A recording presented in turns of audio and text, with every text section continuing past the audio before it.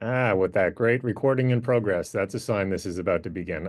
Thank you to everyone now joining us. We're going to have people joining us in the next couple of minutes, I'm sure, for this session, Sound On. Um, my name is Mike Wise. I'll give it another minute or so before we get started. Thank you for joining. Refresh your coffee, or get a glass of water, whatever you need to do, and we'll get started with Amanda Cupido in a second.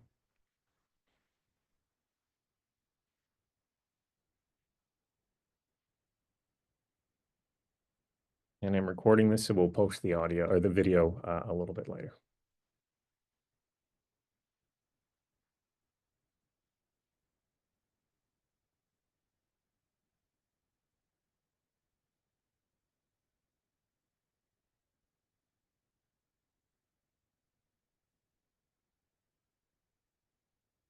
And I'm going to close my email program so I don't get a bunch of bing and notices coming in as I'm speaking here.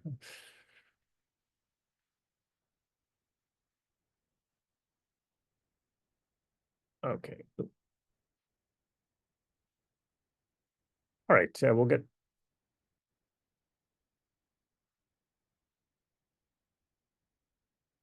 get started again. Welcome, everyone. Thank you. This is Sound On, your podcasting launch pad. My name is Mike Wise. I'm a journalism professor at Humber Polytechnic, also the program coordinator of a postgraduate program in journalism. We are relaunching in September, and it's going to have opportunities for students interested in podcasting to really think strategically about that and get involved with that.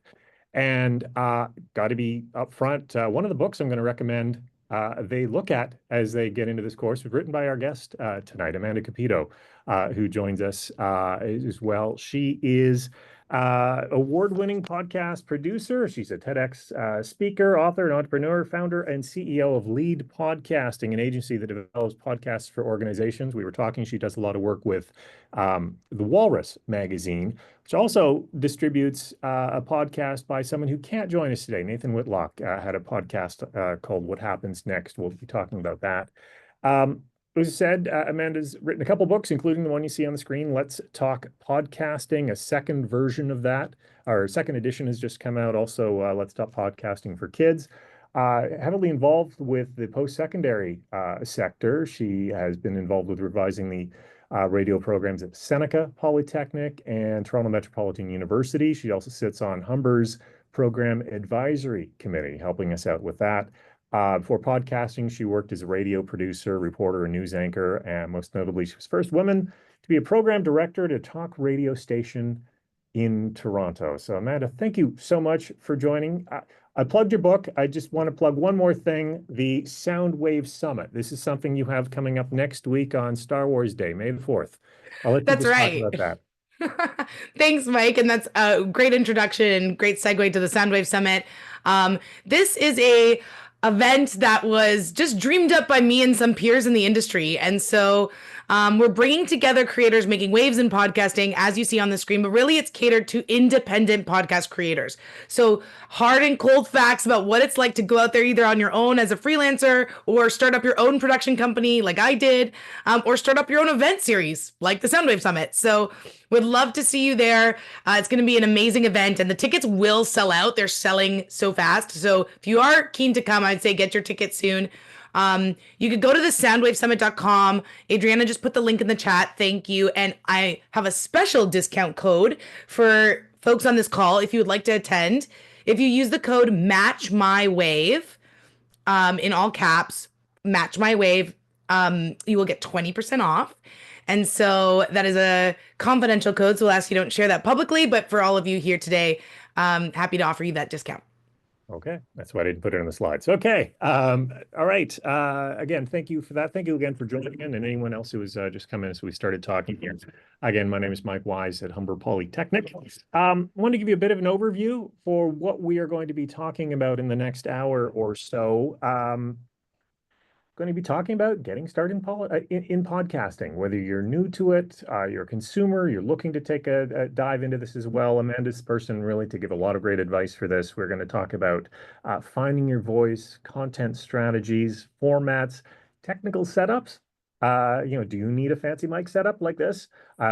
It's not connected, so I can do this without wrecking my audio, which is a radio professional thing.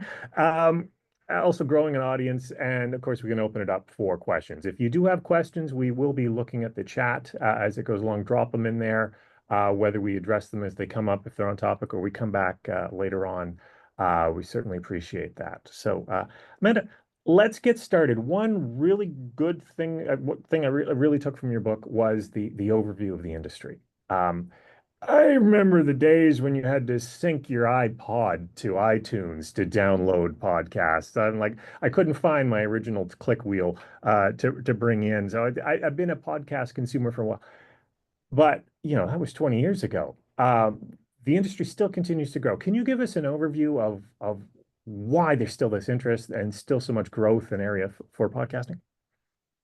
For sure. So I think high level, if we look at the trajectory for the last 20 years, and we're saying 20 years because, I mean, some will argue it's been longer, but the word podcast started being used in 2014, which meant last year was its 20-year anniversary.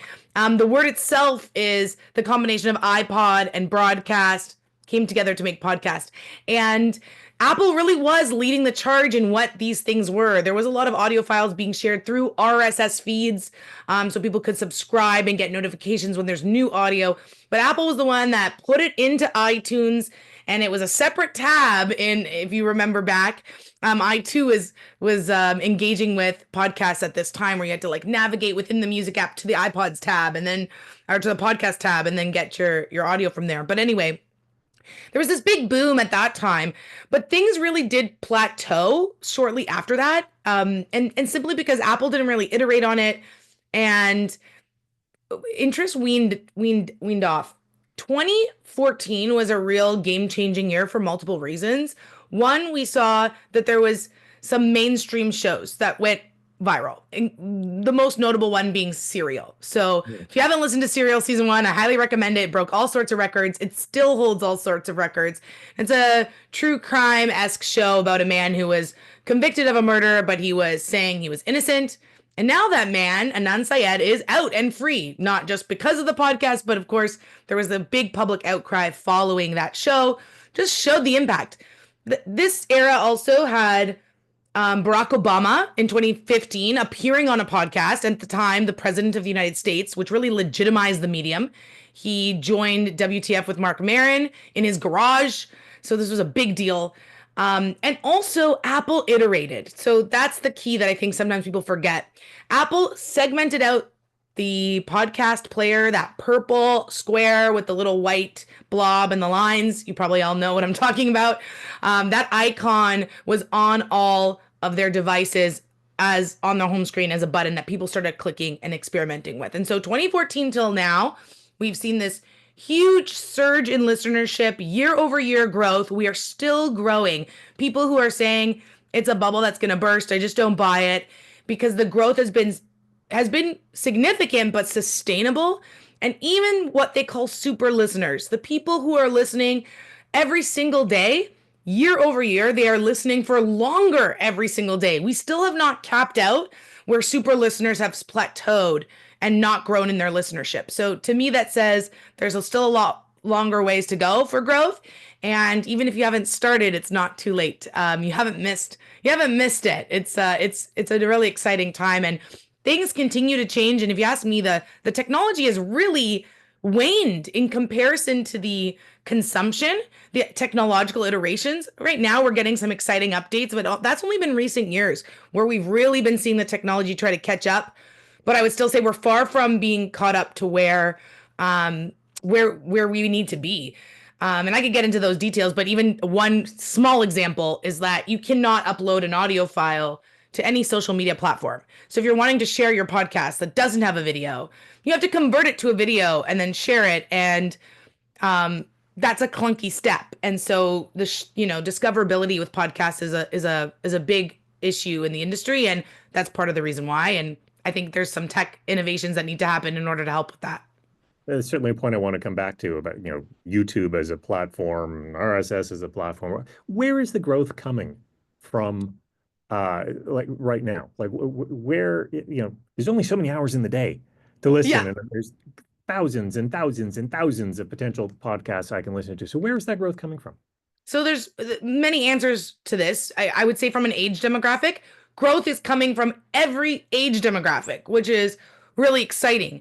Um, we see some age demographics growing more rapidly than others. For instance, podcasting for kids, which is why I ended up writing a kids book. As I was researching the second edition of Let's Talk Podcasting, The Essential Guide to Doing It Right, the adult book, I started seeing these numbers for the under 12 listening, and it shocked me. I knew that there was a base there, but did not see how quickly it was growing. Disney is investing in research in that age demographic. So to me, I went, all right, this is a thing. And when I started looking for resources, I realized there was none. So here we go. I wrote the kids' book in response to that. So we're seeing growth across all age demographics, number one. We're seeing growth globally. And again, it's different in different countries, but as a whole, we're seeing growth internationally. And sometimes we think about just the English speaking market, which I think is very narrow.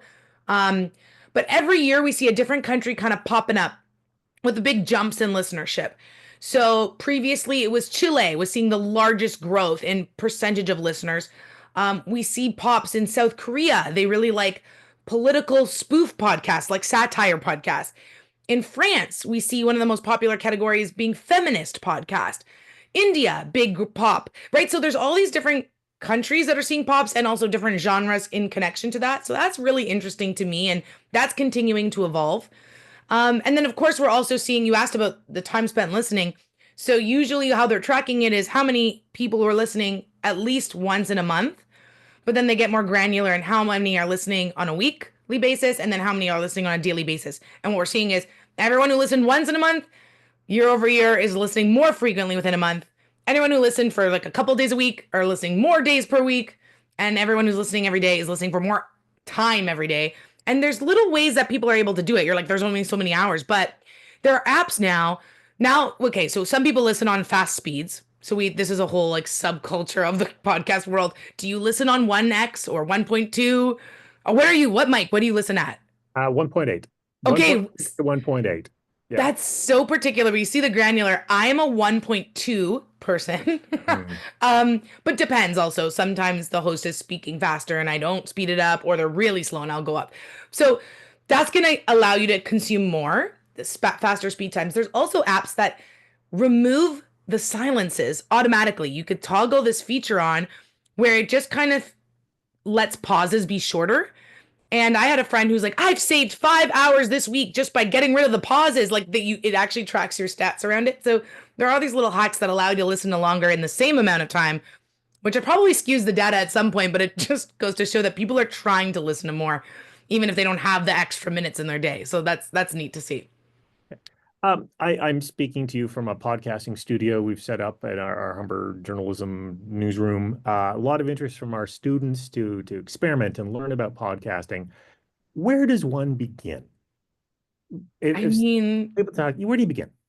There's no perfect place to start. So like sometimes inspiration sparks in different ways.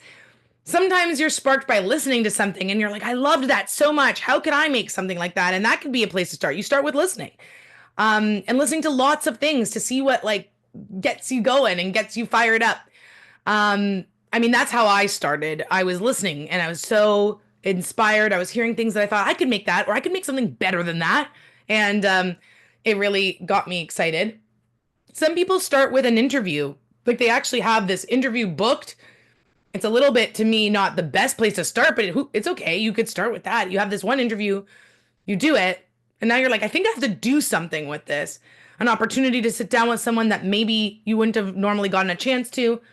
But essentially, no matter what brings you to starting, I think an important step before you launch, which is something that people tend to skip over, is doing the foundational show development work, is what I refer to it as. So this is talking about identifying your key audience. Who are you talking to? What is the format of your show? Is it going to be a chat cast? Are we doing narrative, more journalistic with clips and script? Is it a one-person show? Are we co-hosting?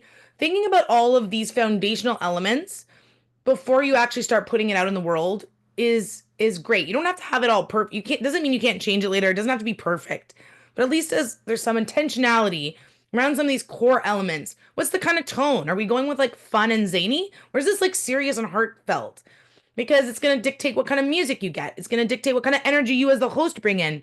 So just taking that time to intentionally think about these foundational creative elements and strategic outreach elements so that you know that you're creating something that has some strategy behind it.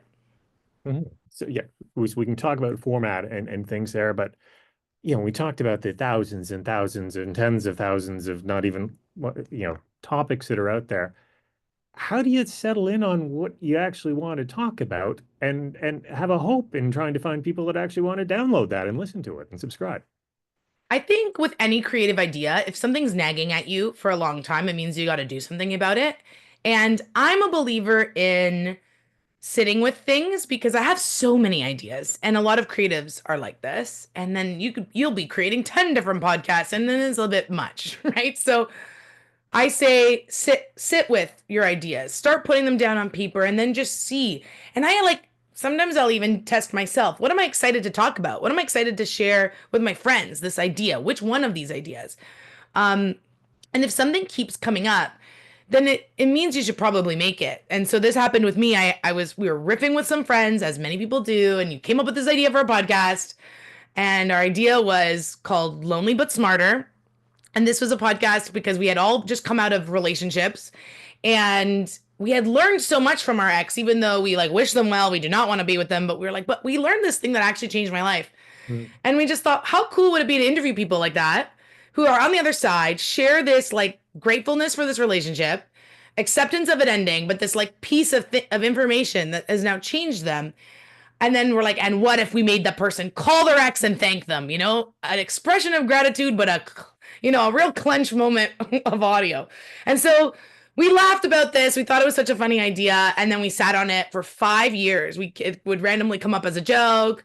We would have another relationship end that we're like, that would have been another good episode. And then, at some point I was talking at a podcast conference and a peer in the industry was like, how you said you talked about this first 5 years ago.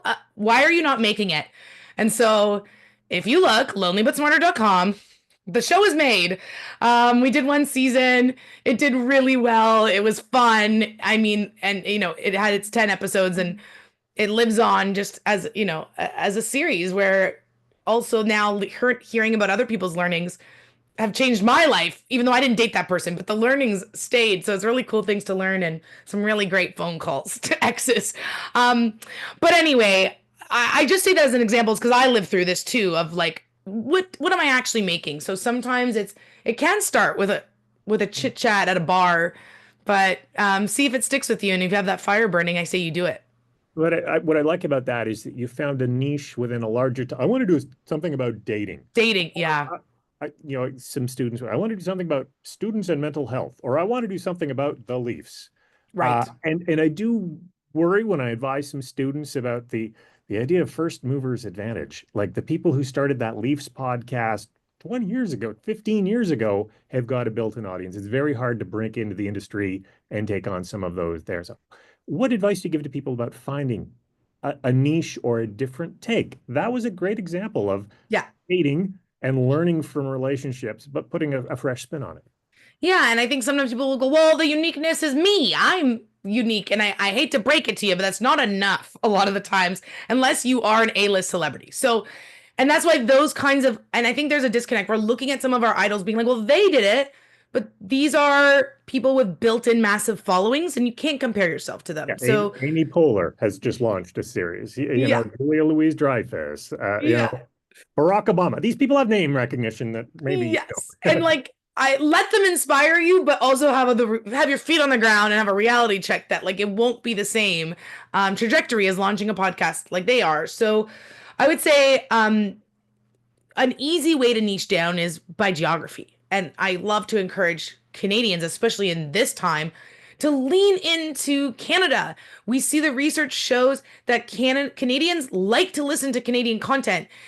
But right now it's about 50-50. Canadians are listening 50% local, 50% outside of country made. But there's room that those listeners are saying we would listen to more Canadian content if we knew what was out there or if it was of interest to us. So there's so much space in the Canadian market right now. Drill down onto the unique Canadian experience. So with regard to the Leafs, now that's already kind of localized. It's Toronto, or people are following the Toronto fandom. But then we could get even more granular. Maybe you're, I don't know, I'm just making things up. Maybe you're actually following a specific Leafs bar that's in your hometown and has like this great local following, and is this community hub for watching Leaf games, and has been like that for years. And you can interview not only people who are coming through and the memories from that bar, but then you kind of spin off into these moments in Leafs history that are connected to these in-person moments that is community based. And if that community, we have some pretty big cities in the GTA, you know, um, 300,000 people in a community. If you service that community really well, that's a very successful podcast in Canada. So don't feel bad about niching down from a geography perspective, because people really crave that. But if not, going from geography, something else. So the dating example was true. We were like, there's a million dating relationship shows. What's unique about ours? First off, that we already knew tone wise, we're being grateful. We're not bashing exes. That was a common tone. So your tone can be what differentiates you. We're going to be really like kind about talking about our exes. Then we had this like learning element, and then we got a subject matter expert, whatever that learning was. So I'll give you an example of one of the episodes was about an ex who said, don't put your toothbrush in the bathroom, because when you go to the bathroom, the germ particles like float in the air and land on your toothbrush, and then you're like putting it in your mouth.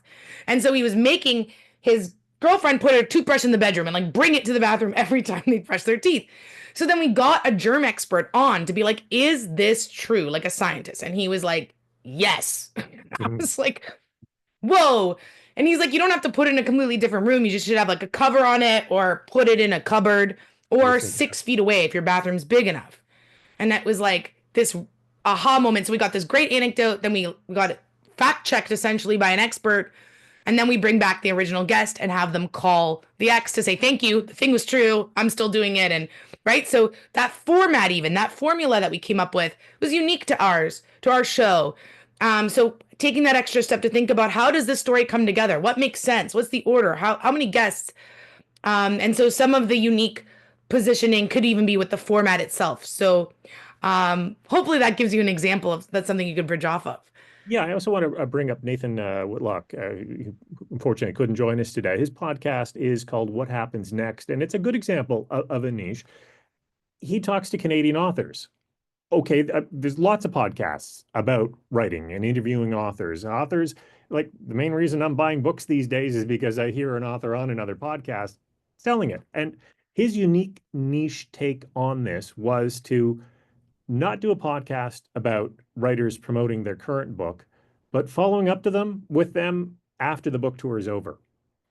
And after all the attention for their passion project they have put years of their life into, what happens next? And so it's following up. And I thought that was a great example of, finding a niche, a different aspect of the story, even a different point in the story to talk about some things there. Yeah. I love that. And I think, in listening to his podcast, you'll hear that he's not starting off, even the first question is not what was it like writing that book? Or what's the book about? Which is like a common starting place from these podcasts about books. He's starting with a really human element to it all. He's asking what that person has been up to. He's asking he even frames the podcast as what's happening in between the books. And so there's this extra human element to it, which is really nice. And I love that as a niche for him and his show. Okay. You've talked about, okay, boom, you've got that great idea. You and your friends are talking at the bar, maybe when the Leafs sweep the series tomorrow. Inspiration hits. Having one idea is something. How do you come up with a content strategy to go back to that same idea week after week and get into a production schedule? Because you don't grow an audience when it's just one, and then randomly, maybe 2 weeks from now, there'll be another episode, right? That's right. I think trying to zoom out and think beyond the guest, it actually comes from not thinking about guests. I think that's where people get excited. They're like, oh, I know so many people who could talk to this. And don't get granular about guests. Zoom out and think, what am I trying to accomplish with this show? And how many conversations or stories do I need to tell to be able to accomplish that? And sometimes that means, and this is that show development phase. Maybe we're doing a limited run series and it's 10 episodes And like that's where it is. It's going to be, and we're going to set out from the beginning to do 10. You're not just going in, into the abyss blindly. You're committing to this a number and you're calling it season 1. Or you're saying, I have the capacity to do 1 a month for a year and I'm going to commit for the year. So that means 12. And then you start doing your episode mapping with all 12 in mind rather than just on this hamster wheel of one after another. Because you want to be intentional about what is included in this batch that I've committed to. And we might have heard of the phrase pod fade, people who, start off strong and then slowly wean off from producing and then they've gone silent. And to avoid that, you pick a number from the beginning, and then you start mapping out the guests, the content, the approach holistically rather than one-offs. And so I recommend just trying to take off a bite that you can honestly chew, right? Like be honest with what you can commit to. It's a lot of work.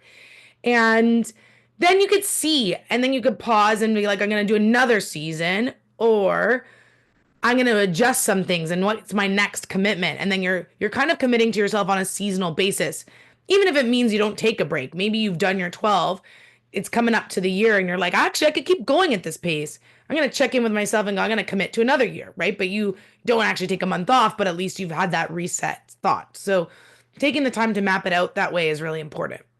Mm-hmm. I like that. Not just looking to get through next week, but long term. Do you build in arcs? Do you experiment with format? Or how does that help the creative process and planning it out longer term? Yeah, for arc purposes, for sure. You want to start off with a really strong episode. You want to end with a really strong episode. So I like to try to bookend my seasons with 2 of my strongest. You also want to have diversity in thought, culture, gender, everything. So you could then take a zoom out lens and like, who am I getting to come alongside me here? Am I representing my audience, right? Am I lifting the voices I want to lift, right? That also allows you to look at it more thoughtfully. And then at the same time too, you're having arcs within the episode. So it's kind of like an arc within the episode, but then an arc within the season that I think is just nice to be intentional about. And yeah, when it comes to even thinking about format, you mentioned tweaking the format.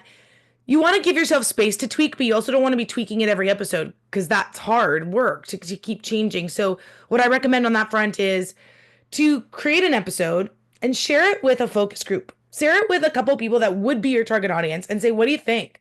Was it too long? Did you want to hear more of a certain person or another person? And then you can make those tweaks early on before you even go formally live.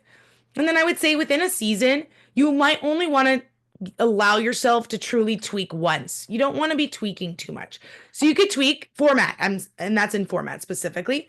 Either commit to that format for the whole season, or if you really need to tweak it once and lean into it. I would say call it out on the podcast. Hey, everything you've listened to now has been like this, but from some feedback, we realize it's actually better to go in this direction. So we're going to change things now. Let us know what you guys think. And then have a tweak, and then you want to be able to compare. How did those first episodes compare performance-wise? And then let the data help you make decisions moving forward. Right. Yeah. Don't be changing a co-host every week without any sort of sense and plan and going forward. Yeah. Go from a narrative to that. What was your first setup like? Let's talk equipment and what you need to actually do this. Nice road, podcast. Mike isn't on at this moment here. What do you need to get started? What's like the mid-range? Put it on the gift list. Get your parents to buy you at some point. Yeah, I mean, at the beginning I had nothing, so you don't really need anything to start. I used Audacity to edit, which is free and you can use on a PC or a Mac, and so that was my editing software. I recorded straight into my computer using my laptop mic, which was even worse than what they are now. They're not bad now. And I also at the time had one of those, like I was a reporter, so I had one of these like little recorders that ran on a battery. You didn't charge it and you pressed record. And actually I recorded some of my earliest podcasts on this sort of device. I was digital though. I was never recording on a cassette in this iteration, but I did play around with recording on cassettes when I was young. And so I've always just really taken to whatever I had around me. I used it. And so that was kind of my very, very first setup. I would say the setup I currently have is actually a medium range, and then that like I'm using right this minute. So this mic I have, you might be able to see. It's actually on an arm. It's a USB mic, and it has this pop filter and a windsock. And this is like 70 bucks on Amazon. Comes with everything. It's a really great bang for your buck. And it's the Mayono is the name brand. And I'll pop the link into the chat. Actually, I'm on the Lead Podcasting website, which is my company website. We link to all of the stuff that we tend to use. So I'm just gonna pop that link and you're gonna see me mention a couple of these things. So the Mayono mic is linked right there.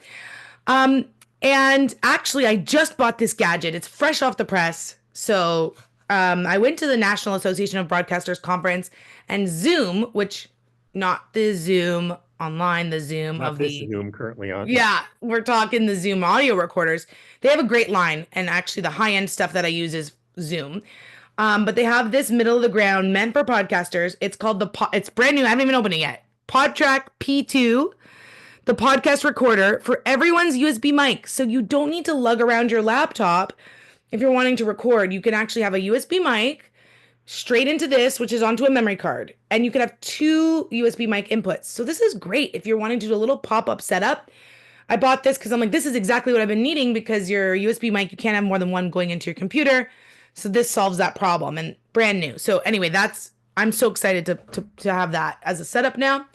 And then from my end, I mean, obviously, mic setup right now is one of the top of the lines. You'll see with the Rode mic and the arm and those setups. I personally use the Zoom H6N, which has 4 XLR mic inputs. And then I have wireless lav mics. Mine are Rode, but Sennheiser is also a high-end name. And that helps for me if I'm doing, let's say I'm trying to record a panel or somebody's walking around, I'm doing an interview as they like show me a space. I don't want to be running with my arm out, so I put a wireless lav on them. And then I also have a couple of other XLR microphones that plug into this Zoom H6. So it allows it to be a little bit more. So keep in mind, this is a pop-up setup. So if you're doing a stationary one, that would be a whole different story. But because I'm usually a bit more of a rover and I'm interviewing different people in different places, mine has to be really mobile. So that is what I use. Do you worry about soundproofing? Like I'm in a professional studio. It's got soundproofing on the walls. When I have my students do recording, or when I recorded radio tracks from home, into the closet I would go. Just, with there's stuff on the wall to dampen the bouncing audio and getting away from a desktop computer fan that's whirring around. It's sort of when I talk to students, you notice that kind of audio when you notice it. Yeah. And how intentional do you have to be about those things? I think it depends on what kind of mic you have because some mics are more sensitive than others. I also think that right now there's a lot of auto filters that just come on that are so good that really give you a studio sound even without. I used to put the blanket over my head and my microphone and like be sweating and recording my script in this like fake studio setup. But I don't do that anymore because I mean, even if you listen to my audio right now, it's pretty clean and I'm not in a soundproof room. My door is even open. Um, so but I know what this mic is not super sensitive. I could get pretty close and it's not like massively peaking. So I kind of know what this brings. So it's about experimenting. Go record yourself in the room. See if you can hear it. Put the blanket over your head. See the difference. Go into your closet. See the difference. I see. Listen to the difference. Windows, windows are also bad. Like it doesn't reverb off the same way that it does a wall. And so putting big curtains over could be really helpful depending how big your window is. In this room, I have a tiny window and it's not making that, if I covered it or not, it's not making a difference. So I know that though, because I know this room really well and I know this mic really well. So I think it really does depend. And sometimes we can get caught up in like buying a bunch of soundproofing and you didn't actually need it. And sometimes you don't think about it and then you realize, yikes, I hear everything in that room and it's even just a squeak of my chair is so loud. And so it's just about knowing your equipment, knowing what it's picking up, and then trying to make it so that it does sound professional because I do think that people are, if it's hard to listen to, it does really take away from the content and you don't want people to be distracted by weird sound stuff happening. At what point do you have to start thinking about video? Because YouTube, we think of like old school podcasting, your podcast app coming into your phone. Then we had the Spotify's and other streamers getting involved with that. But YouTube, as I understand it, is the big, is it the biggest platform for podcast distribution right now, or getting up there? I've heard podcaster Mike Pesca say that he's promoting on video because there is no shareability or discoverability with audio. Video is where it's at a little bit. At what point do you start worrying or thinking about adding video to your podcast? There's so much to unpack here. Okay, so first off, we don't even know what the biggest, like people, if you look at some stats, and this is why it's actually not in my book, because I couldn't, as a journalist, fact check this. I went and saw, I dove deep in so much research, and some say YouTube's number one, some say Apple's number one, some say Spotify's number one. Depends how you're counting it. And also, YouTube's tricky because what is a podcast? We don't even really have a definition anymore. So if two people are having a chat and it's up on YouTube, is that for sure a podcast? Well, so we can't, all these stats, I'm like, great, maybe, but maybe not. And we don't know. We won't know. There's no way of knowing.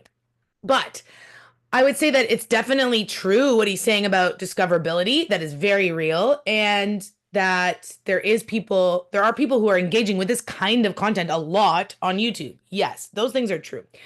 Should you think about video? For sure. Part of this show development moment that we keep going back to, it's really important to think about video during this time and really intentionally choosing, does this need or warrant a video?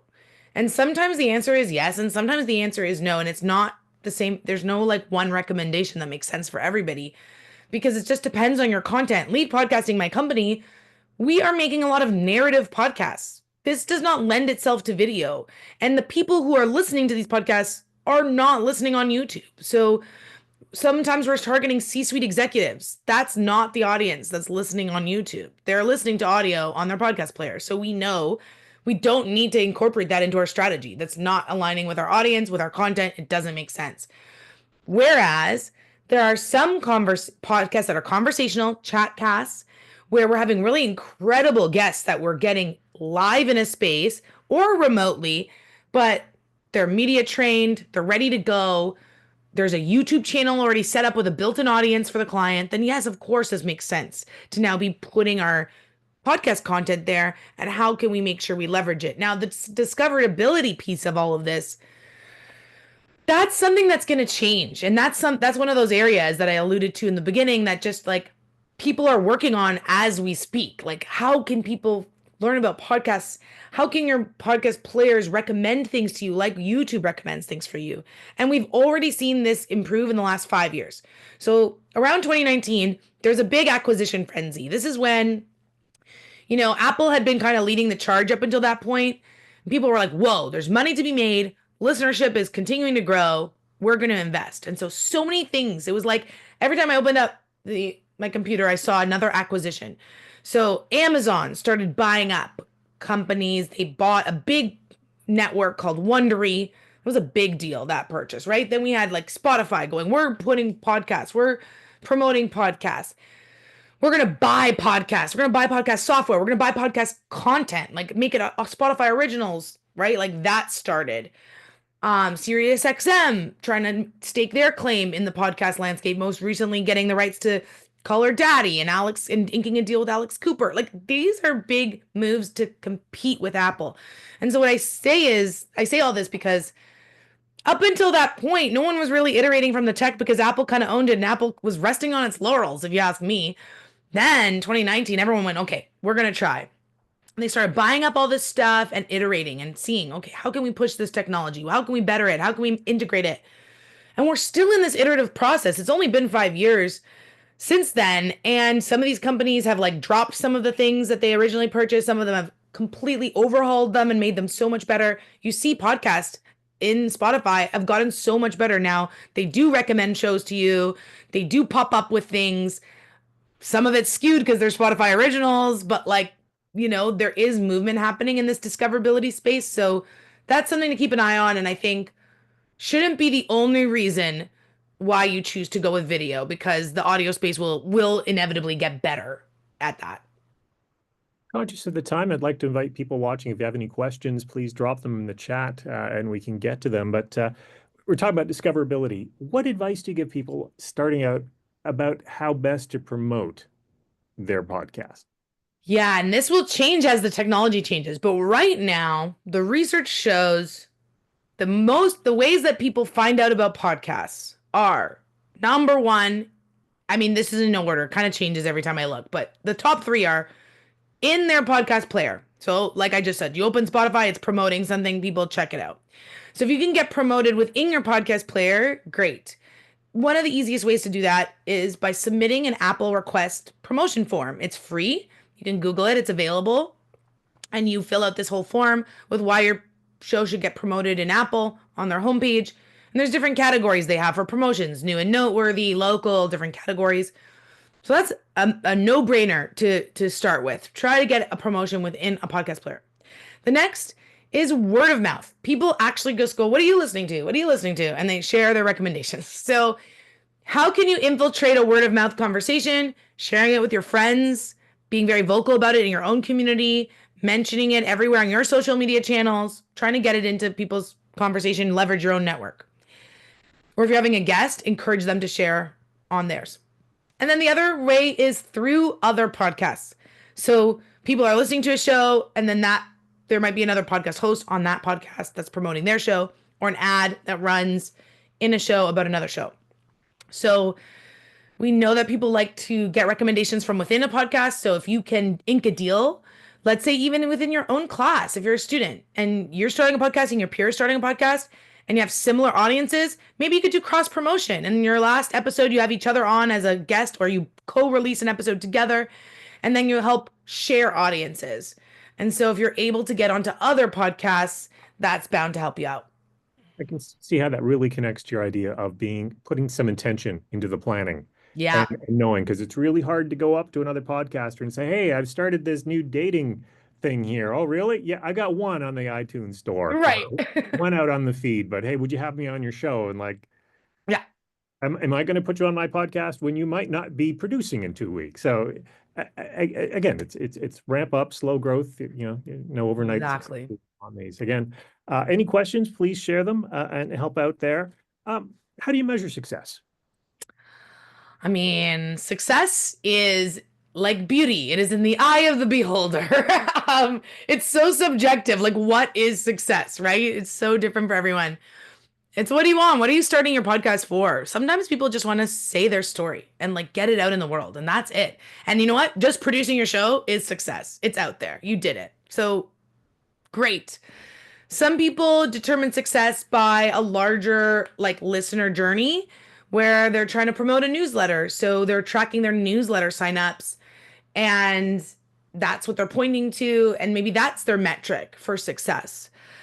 Checking your own numbers for listenership is like such a small part of the success, if you ask me, because numbers aren't public. So you don't even have any true benchmarkers unless it's someone who verbally told you their numbers, which you still don't even know if it's true. We also know that numbers are tracked differently in different players. So we know we're not even counting numbers with the same playing field, which is why it's another area that needs to iterate in the podcast space. So don't hang up. Like my big headline would be don't get hung up on numbers. And because you don't even know if they're correct. And what are you even comparing it against? Like try to think of something else that you can measure that would then help you feel like you've done what you were set out to do. What are you ultimately setting out to do? And so your metric for success can also be about partnerships and ads. Like maybe you just want one sponsor and you want to make like a couple bucks. You just want to make some money from the podcast.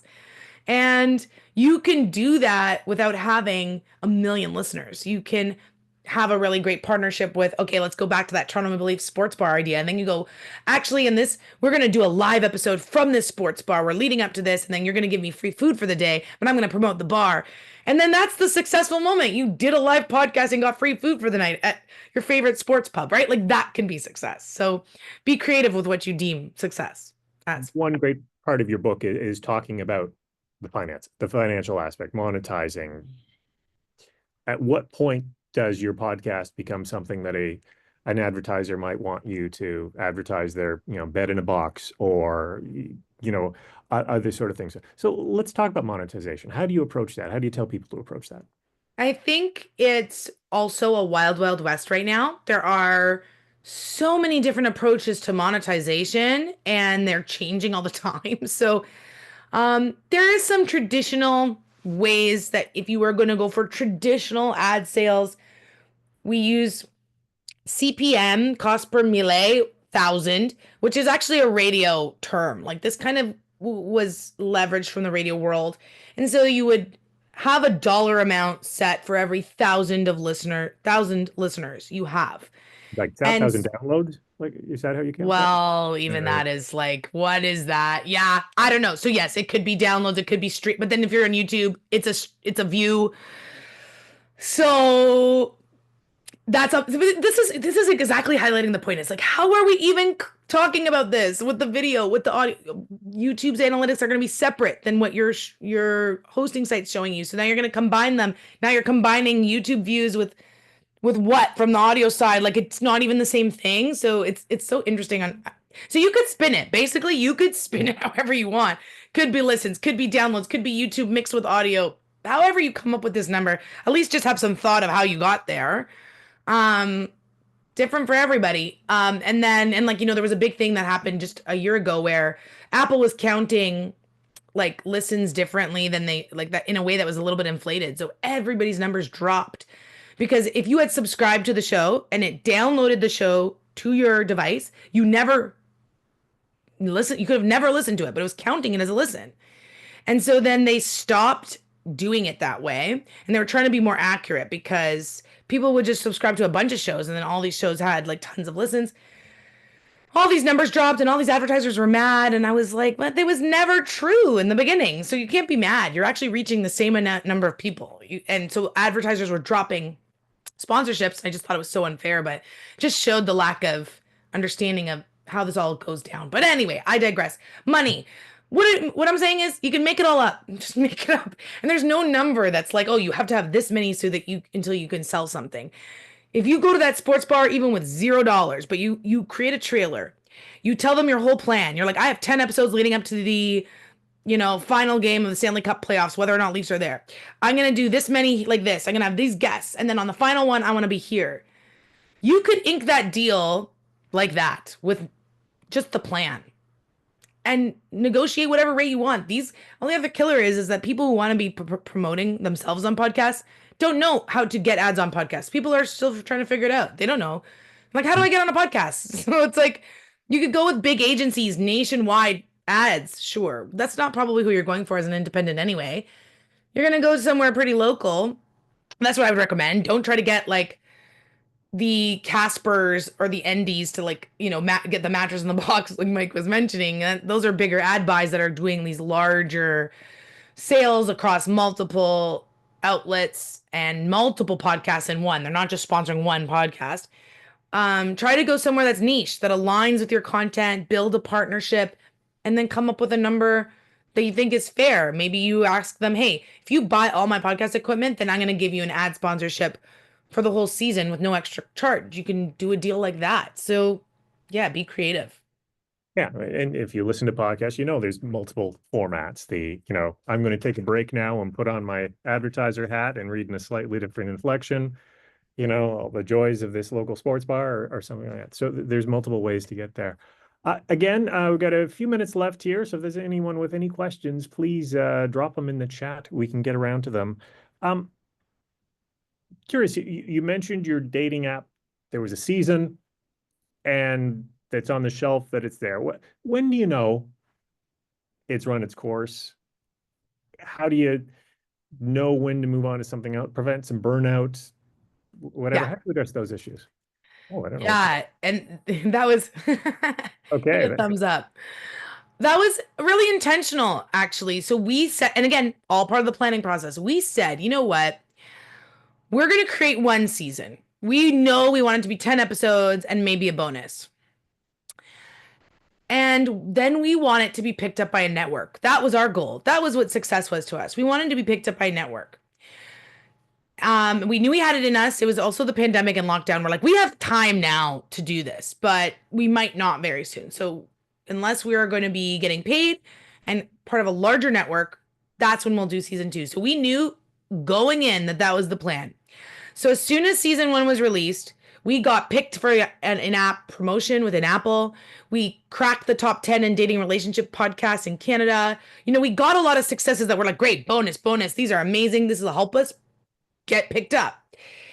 We, at the end, as the season was winding down, we did many pitches. We pitched to CBC podcasts and they passed. It's fine. We were proud that we pitched.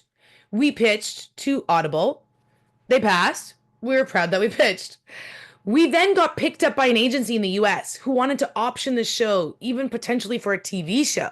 And we were like, oh my gosh, we inked a 6-month deal that said they were going to shop it around for funders. They took it out for 6 months, they rebranded it, and everybody passed. And we went, you know what? This was a win. We did what we wanted to do. We really had a good run at pitching it to places that were worthy and that we would wanted it to have gone. It didn't work out, and that's okay. We just left it. And so we're happy with that. And I think it was all because we planned that from the beginning. You have a question in the chat, TJ Reska, thank you. A couple of them here now. Would you say that monetization for a podcast would be similar to a YouTube channel? The steps you're describing sound like they could be very applicable for multiple types of media. Yeah. So what I didn't get into is there are ways to monetize beyond inking your own deals, which is just like YouTube. You're right. Once you hit a certain number of listens, like on YouTube, once you have a certain amount of views, you could opt in to have YouTube place ads in your video, and you get some pennies every time someone watches it. You split it. YouTube takes a cut from the money. You get some money. So podcasts do allow for that monetization model.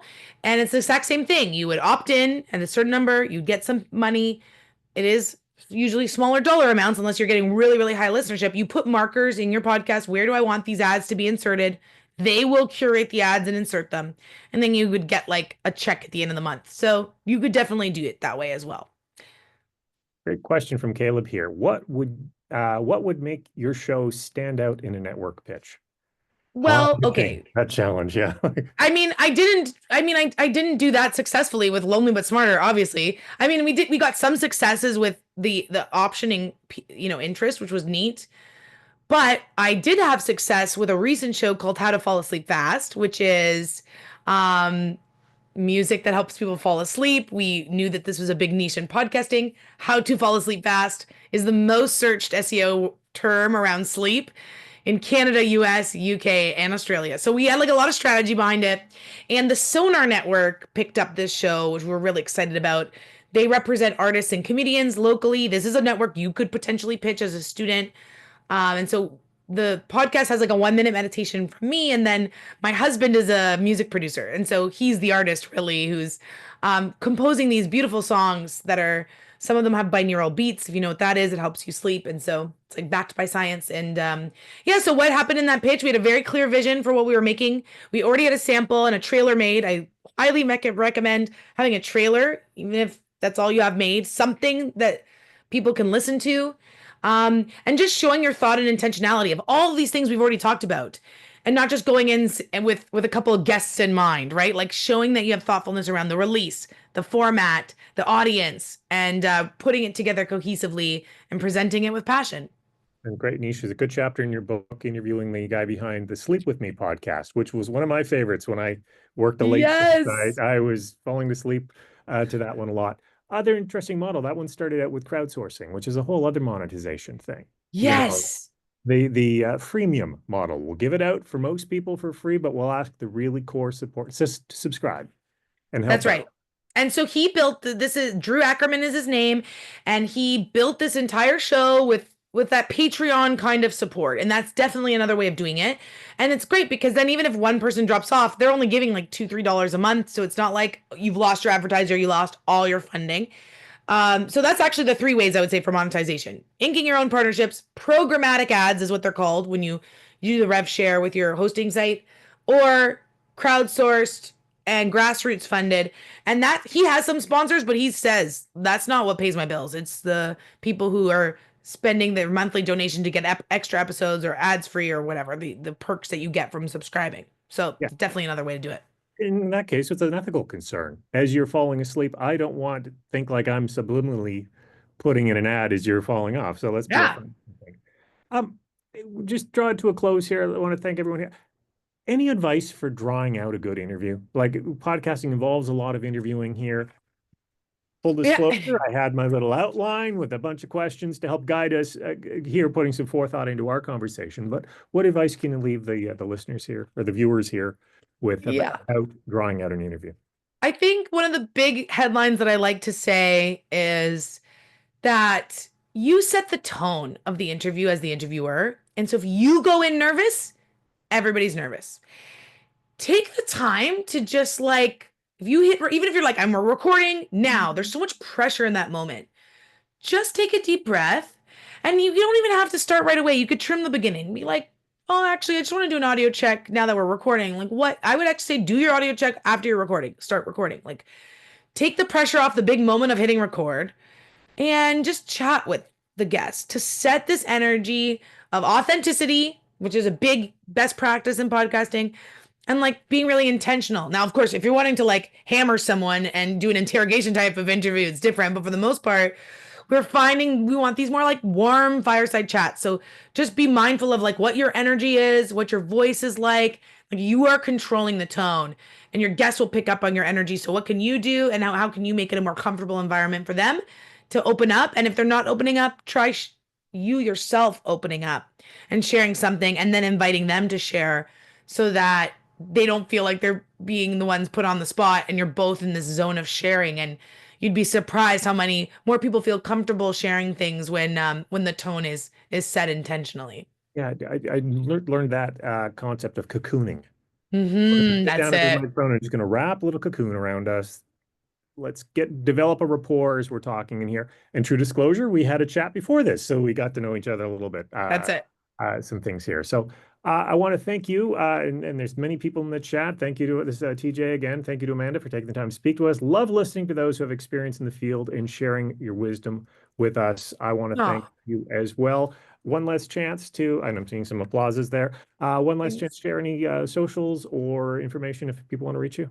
Yes, please find me on LinkedIn. I'm very active there if you want to stay in touch. If you want to add me as a connect, be sure you send a little note saying that you were in this session today because I like to connect with people only that I actually know or have some sort of connection with. There's my link in the chat. So feel free to reach out. And if you're launching a show, definitely send me the link. I'd love to take a listen to what's coming out these days. So thank you. Okay, thank you very much. If you need to reach me, mike.wise@humber.ca. And I want to thank everyone for joining us. And of course, Amanda here as well. And we've added those to the chat as well. Thank you very much. Enjoy the rest of your day. And it's almost the weekend. Thank you. Bye. Bye.